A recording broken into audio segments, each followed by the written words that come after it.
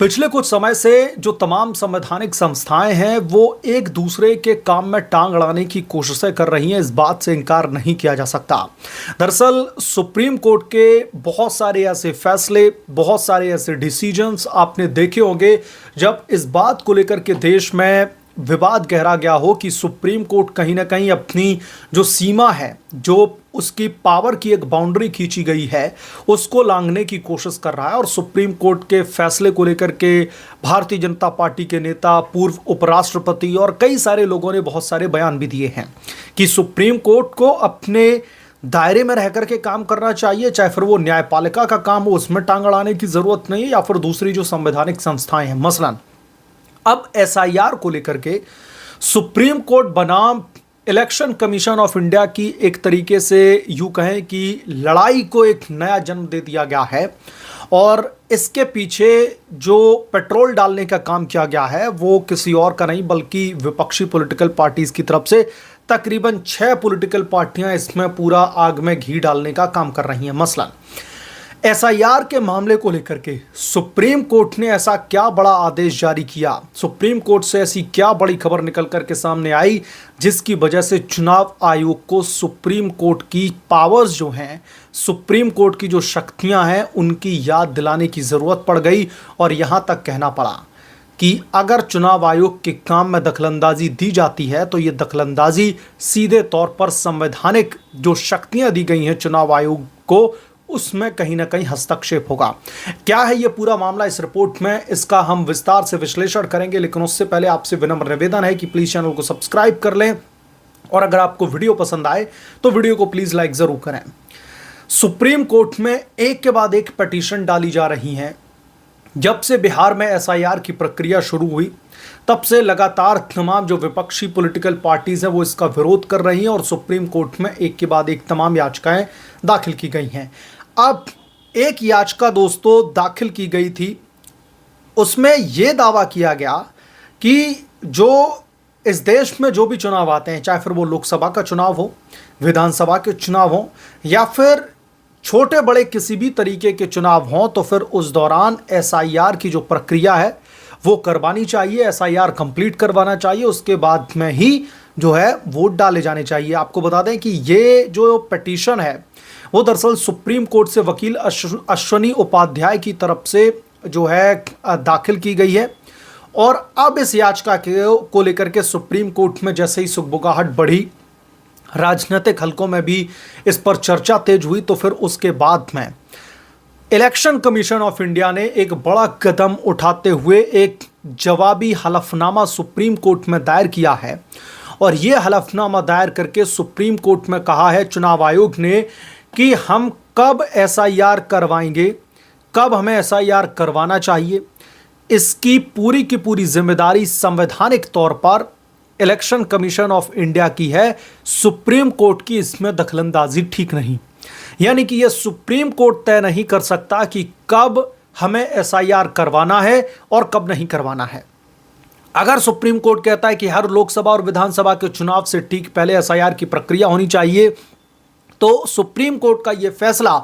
कहीं ना कहीं चुनाव आयोग की संवैधानिक शक्तियों में हस्तक्षेप करने जैसा होगा। यह सीधे तौर पर इलेक्शन कमीशन ऑफ इंडिया दो टूक कह रहा है सुप्रीम कोर्ट से। और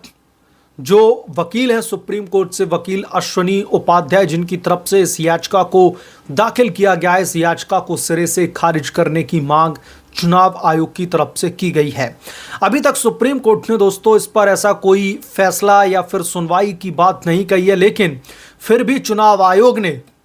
मतदाता सूची के विशेष गहन पुनरीक्षण यानी कि एसआईआर के मामले को लेकर के सुप्रीम कोर्ट को एक हिंट दे दी है कि आप इसमें दखलंदाजी न करें तो बेहतर होगा। क्योंकि सुप्रीम कोर्ट की दखलंदाजी को लेकर के इस देश में पहले भी राजनेताओं के बीच में, आम लोगों के बीच में बहुत सारी पॉलिटिकल डिबेट हो चुकी हैं। कई नेताओं ने तो खास तौर पर भारतीय जनता पार्टी के नेता जो शशिकांत दुबे हैं, उनकी तरफ से तो सुप्रीम कोर्ट को दो टूक जवाब दे दिया गया था कि जिस तरीके से सुप्रीम कोर्ट न्यायपालिका के काम में दखलंदाजी कर रहा है और जिस तरीके से आगजनी की घटनाएं निकल करके सामने आ रही हैं, उसके लिए कोई और नहीं बल्कि खुद सुप्रीम कोर्ट के जजेस जिम्मेदार हैं, क्योंकि वो अपने शक्तियों के दायरे से बाहर निकलने की कोशिश कर रहे हैं। तो इसलिए तमाम पुराने मामलों को मद्देनजर रखते हुए चुनाव आयोग ने यह सोचा कि इस मामले पर ज्यादा विवाद न गहराए, उससे पहले ही क्यों ना सुप्रीम कोर्ट को यह याद दिला दिया जाए कि सुप्रीम कोर्ट के पास में ऐसी कोई भी पावर नहीं है कि वो चुनाव आयोग को इस तरीके का निर्देश दे सके कि उसको कब और कैसे एसआईआर की प्रक्रिया पूरी करवानी है। तो अब सुप्रीम कोर्ट में इस जवाबी हलफनामे को लेकर के सुप्रीम कोर्ट इस पर क्या रिएक्ट करता है, सुप्रीम कोर्ट की तरफ से क्या बड़ी खबर आती है, यह भी देखना दिलचस्प होगा। क्योंकि इन तमाम याचिकाओं को आपको मैं यह भी बता देता हूं कि जो सुप्रीम कोर्ट में वकील साहब हैं अश्विनी उपाध्याय, इनके अलावा जो एसआईआर के खिलाफ में याचिका दायर करने वाले लोग या फिर पॉलिटिकल पार्टीज हैं, वो दरअसल association for democratic reform, RJD, PUCL, Congress और इसके अलावा और दो चार छोटी पूरी जो पॉलिटिकल पार्टीज हैं उनका इसमें इन्वॉल्वमेंट है। और उनका ये मानना है कि जो एसआईआर की प्रक्रिया चल रही है उसे तत्काल रूप से रोक देना चाहिए, ये पूरी तरीके से गलत प्रक्रिया चल रही है। तमाम चीज़ें जो है सुप्रीम कोर्ट में पहले ही जा चुकी हैं, लेकिन अब सुप्रीम कोर्ट में वकील अश्विनी उपाध्याय की तरफ से दायर की गई इस याचिका ने एक नया विवाद मैं कहूंगा कि खड़ा कर दिया राजनीतिक गलियारों में।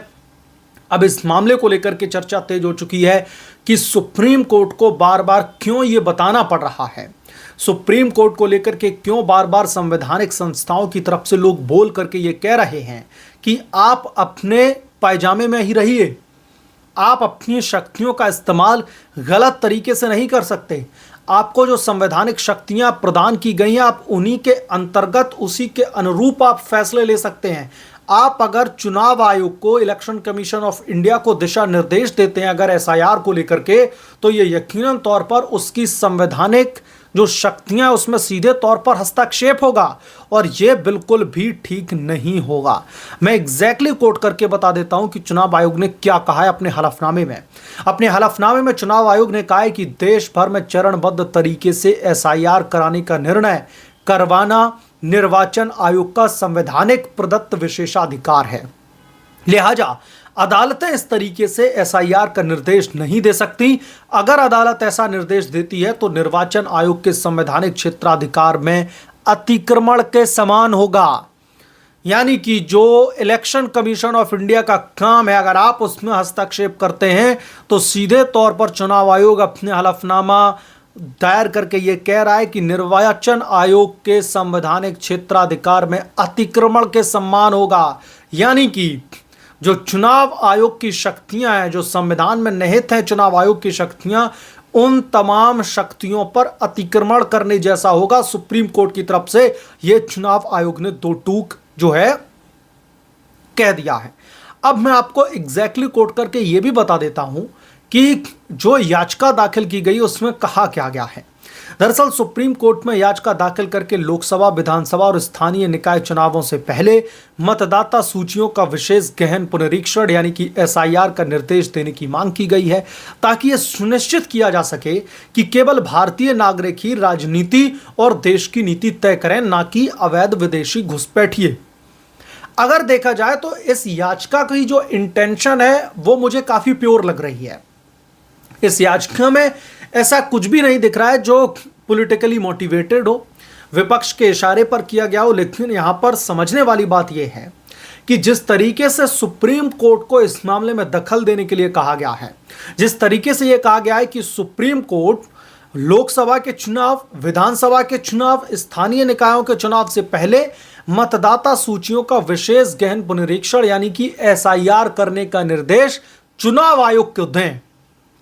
यह सीधे तौर पर चुनाव आयोग को निर्देश देने की यानी कि चुनाव आयोग के खिलाफ में आदेश पारित करने की बात या फिर गुहार सुप्रीम कोर्ट से लगाई जा रही है, जिस पर सीधे तौर पर दो टूक जवाब चुनाव आयोग की तरफ से दे दिया गया है कि अगर आप इस तरीके का फैसला जो है देते हैं तो यकीनन तौर पर सुप्रीम कोर्ट चुनाव आयोग की शक्तियों में, चुनाव आयोग को जो पावर्स दी गई हैं संविधान के मुताबिक, संवैधानिक क्षेत्राधिकार पर अतिक्रमण के समान होगा। अब देखना दिलचस्प होगा कि इस याचिका को कैसे सुप्रीम कोर्ट एंटरटेन करता है, या फिर चुनाव आयोग की तरफ से जो हलफनामा दाखिल किया गया और उसमें कहा गया कि इस याचिका को तुरंत खारिज कर दिया जाए। अब देखना दिलचस्प होगा कि सुप्रीम कोर्ट इस पर क्या फैसला लेकर के आता है। जो भी फैसला आएगा सुप्रीम कोर्ट की तरफ से मैं तुरंत आपके बीच में लेकर के हाजिर हो जाऊंगा। लेकिन उससे पहले आपसे विनम्र निवेदन है कि प्लीज़ चैनल को सब्सक्राइब कर लें और साइड बने बेल आइकन को जरूर प्रेस कर लें, ताकि जैसे ही मैं कोई नया अपडेट लेकर के आऊँ तो इसकी जानकारी सबसे पहले आपको मिले।